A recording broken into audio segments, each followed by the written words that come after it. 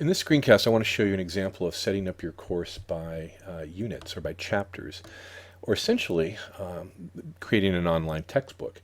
Now, here's a great example. This is Dabney's, and you can see that he did a great job in terms of organizing his course according to units. So 12, 11, 10, 9, etc., etc.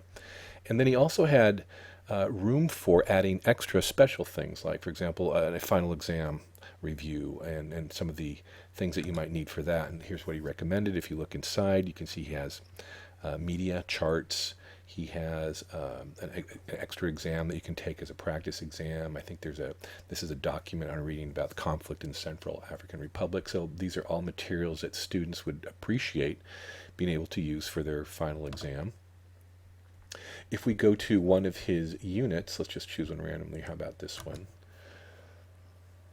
Notice that you can hit this little button on the side and you can just expose everything that's inside your folder here. But you can see he has a variety of things going on here. This is a quiz, for example. So here's probably a practice quiz or maybe even a quiz that he graded. Here's a link to a Quizlet set, so outside resources. Here we have some videos that students can do at their leisure. Let's take a quick look and see that. And you can see what those look like. He has some documents. He has some links to outside slide decks, just on and on. Here's a discussion. So he's done a great job of incorporating those same 21st century learning skills: creative thinking, collaborative thinking, critical thinking, and communication. That you can do like in different types of formats. Then he also has a sample test here.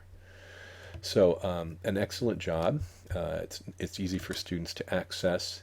I think the other big advantage of organizing by units is that this is very easy to port over to the next year. So when this course becomes archived, Dabney can go back the following year and go ahead and import whatever units he needs to do. And then perhaps during the summer, for example, he found some new resources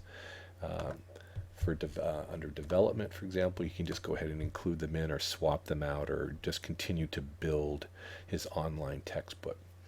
Great job, a great example of organizing your course by units. I hope that was helpful.